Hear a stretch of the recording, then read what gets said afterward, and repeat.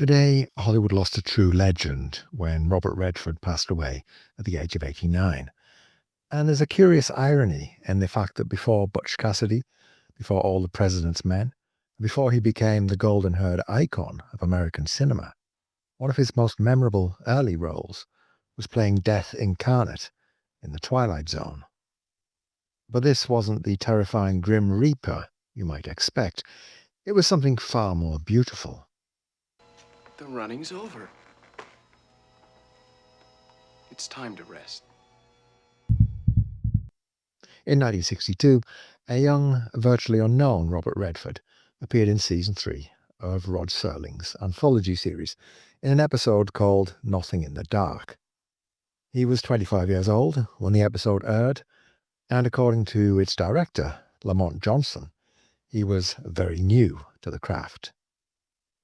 The story, written by George Clayton Johnson, no relation, tells the story of Wanda Dunn, an elderly woman played by the magnificent Gladys Cooper, who lives in terror of death.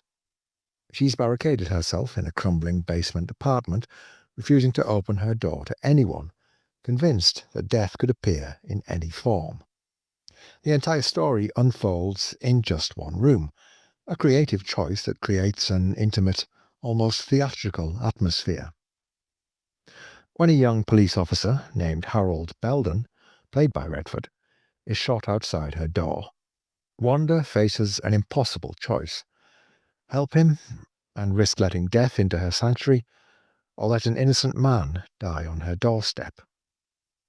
What makes this episode extraordinary isn't just the twist that Harold is death, but how Redford portrays him. Lamont Johnson, the director, had worked with him before on Playhouse 90. There must be law and order. Order, I have no doubt, but law, my young friend. Well, this we could argue about. If it disturbs you, you should not have started the war. Johnson saw something special, an all-American quality, with blazing eyes and candor, that would be perfect for this benevolent version of death. And I just love the idea of playing that character because he had to be absolutely the opposite of what you would think of as Mr. Death. He had to be kind and compassionate, and there was a wonderful dynamic between she and I because she was so frightened that if she ever opened the door, the death would come in. Though Johnson later admitted in the Twilight Zone companion that Redford was very new and his initial work wasn't outstanding, the performance ultimately worked. This isn't a sinister figure. Instead, Death is gentle, compassionate, almost angelic. With his soft voice and kind demeanour, Redford presents mortality not as something to fear, but as a natural, peaceful transition. As one fan perfectly put it, his presence as an actor just jumps off the screen. What you feared would come like an explosion is like a whisper. What you thought was the end, the beginning. Watching Nothing in the Dark today, knowing that Redford died peacefully at his beloved Sundance home in Utah, surrounded by those he loved, there's a comforting quality to the episode and its message that death doesn't have to be the enemy we make it out to be. Throughout his 89 years, Redford lived life to the full. As an actor, director, environmentalist, and champion of independent film, he created the Sundance Institute, launched countless careers, and used his platform to fight for causes he believed in. From the Sundance Kid to Woodward and Bernstein, from directing Ordinary People to founding one of cinema's most important festivals, his legacy stretches far beyond any single role.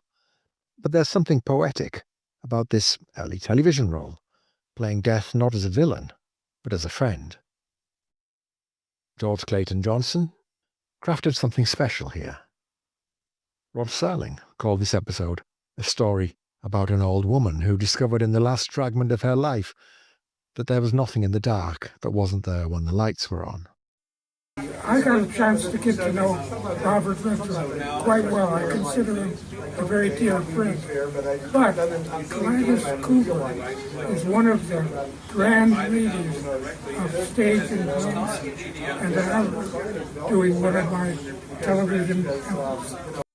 Today, somewhere in that space between light and shadow, Robert Redford has taken his final bow.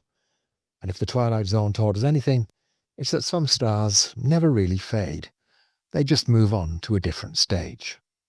It was just a wonderful script, but I had no idea that it was going to have the ongoing impact that it did until I got a note from the company that produces that show, a little certificate saying that show is the most often viewed Twilight Zone there was. Wow. So that was nice. That's really saying something.